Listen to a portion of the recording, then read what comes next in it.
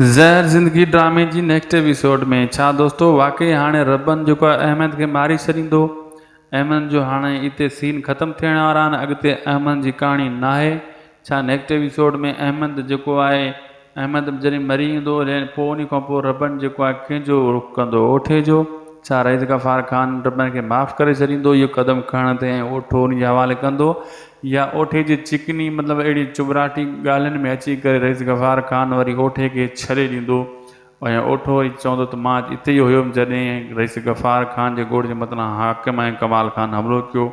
छा इहे ॻाल्हियूं ॿुधी रईस गफ़ार ख़ान ओठे खे छॾे ॾींदो नेक्स्ट एपिसोड में, या वरी हिते ई ओठो क़ैद हूंदो, या रबन इन खे हितां वञी अहमद वांगुरु हिन खे बि खणी वञी पूरो कंदो। छा हाणे नेक्स्ट एपिसोड में हाकिम ख़ान ऐं कमाल ख़ान जेको गॾिजी करे ओठे खे छॾाइण जे लाइ रईस गफ़ार ख़ान जे गोड़ जे मथां हमिलो कंदा। जेका बि कहाणी आहे तव्हांखे इन नंढे वीडियो में ॿुधाईंदासीं। इहो पार्ट 5, 6 आहे। इन खे सब्सक्राइब ज़रूरु कजो असांजे चैनल खे। अगरि फेसबुक पेज ते ॾिसी रहिया आहियो त हिन खे फॉलो लाइक शेयर ज़रूरु कंदा। शायदि को सो वीलॉग यूट्यूब चैनल तव्हांजो चैनल आहे। दोस्तों 50% चांस आहिनि त अहमद जेको आहे रबन जी मार मतां न पचाए सघे, मरी वञे रबन जे हथां। 50% थी सघे थो रबन इन खे छॾे बि ॾे ऐं थी सघे थो रबन इन खे फ़िलहालु क़ैद रखे।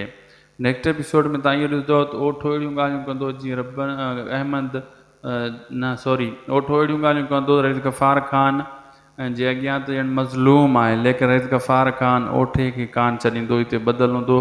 ऐं थी सघे थो हाणे नेक्स्ट एपिसोड में तव्हां इहो बि ॾिसंदो त रबन ओठे जो रुख़ बि करे सघे थो। ऐं कमाल ख़ान ऐं हाकिम ख़ान इहा तयारी कंदा त रईस गफ़ार ख़ान जे गोड़ जे मथां हमिलो कयूं, लेकिन हाकिम ख़ान कमाल ख़ान खे रोकींदो। इहो ग़लति आहे। ॻाल्हियूं कयूं लेकिन कमाल ख़ान शैतानी करण जी पूरी पंहिंजी तयारी कंदो। ठीकु आहे दोस्तों, ख़ुदा हाफ़िज़।